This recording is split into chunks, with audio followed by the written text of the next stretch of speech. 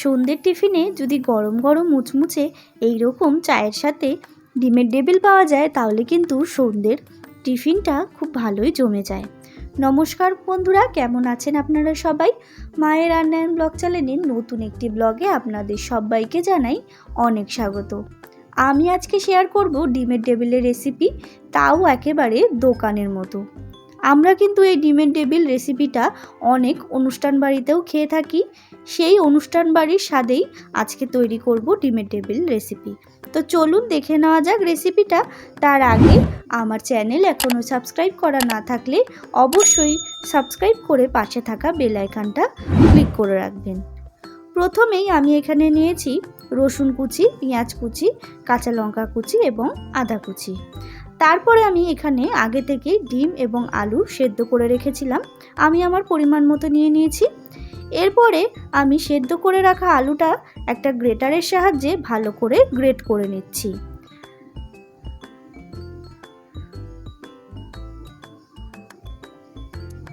এদিকে আমি কিছু মশলা নিয়েছি ধনে, গোটা মৌরি, গোটা জিরে, শুকনো লঙ্কা এবং গরম মশলা। তারপরে শুকনো খোলায় দিয়ে আমি ভালো করে ভেজে মিহি করে গুঁড়ো করে নেব। এদিকে আমি একটা কড়াই বসিয়ে দিচ্ছি গ্যাসে, তার মধ্যে দিয়ে দিচ্ছি সর্ষের তেল। তেলটা গরম হয়ে আসলে দিয়ে দিতে হবে রসুন কুচি, তারপর দিয়ে দিচ্ছি আদা কুচি। এবার একটু নাড়াচাড়া করে ভেজে নেব। তো দেখুন বন্ধুরা, একটু নাড়াচাড়া করে ভেজে নিয়েছি।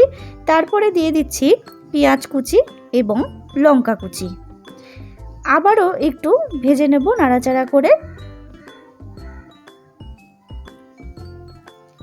তো দেখুন বন্ধুরা, পেঁয়াজ এবং লঙ্কা, রসুন, আদা সবই কিন্তু ভাজা হয়ে গেছে। এরপরে আমি কিছু গুঁড়ো মশলা অ্যাড করছি। দিয়ে দিচ্ছি হলুদ গুঁড়ো, দিয়ে দিলাম জিরে গুঁড়ো এবং দিয়ে দেব লঙ্কার গুঁড়ো। তারপর আবারও আমি একটু নাড়াচাড়া করে ভেজে নিচ্ছি। একটু নাড়াচাড়া করেই দিয়ে দিতে হবে পরিমাণ মতো লবণ, আর দিয়ে দেব এখানে শুকনো খোলায় ভেজে গুঁড়ো করে রাখা সেই মশলাটা। এরপর দিয়ে দিচ্ছি ধনেপাতা কুচি।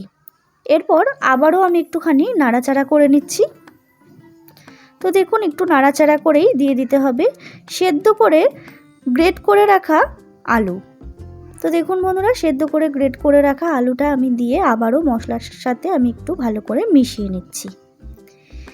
তো দেখুন বন্ধুরা, সেদ্ধ করে রাখা আলুটা আমি দিয়ে মশলার সাথে মিশিয়ে কত সুন্দর পুর তৈরি করে নিয়েছি।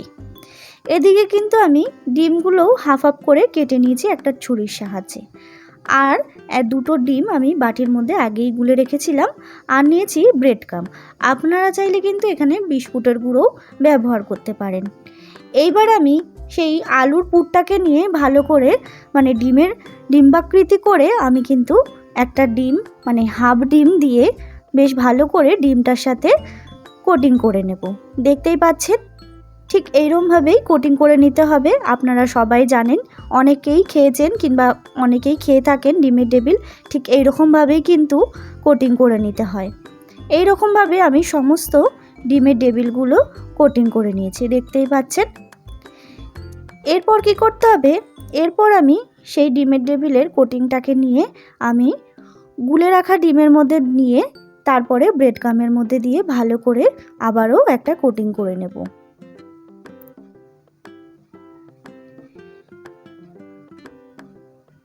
এই রকমভাবে আমি সমস্ত ডিমের ডেবিলগুলো কিন্তু কোটিং করে নিচ্ছি। খুব ভালো করে চেপে চেপে কোটিং করে নিতে হবে। দেখতেই পাচ্ছেন, সমস্ত ডিমের ডেবিলগুলো কিন্তু কোটিং করে নিচ্ছি।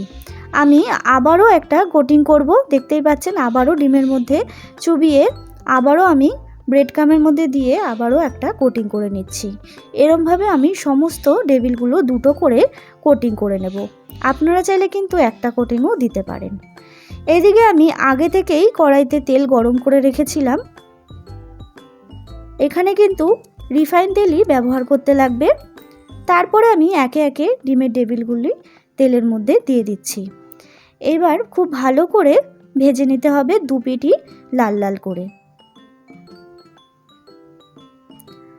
তো দেখতেই পাচ্ছেন বন্ধুরা, খুব ভালো করে কিন্তু আমার ডিমের টেবিলগুলি ভাজা হয়ে গেছে, দেখতেই পাচ্ছেন। দেখেই কিন্তু মনে হচ্ছে কতটা মুচমুচে হয়েছে টেবিলগুলি। এবার আমি একে একে তেল ছেঁকে তুলে নেব। এই রকম করে সমস্ত টেবিলগুলি আমি কিন্তু ভেজে নিয়েছি। এইবার একটু শসা কুচি এবং পেঁয়াজ কুচি সাথে একটু সস দিয়ে সার্ভ করে দিন এই ডিমের টেবিলের রেসিপি সন্ধেবেলার টিফিনে।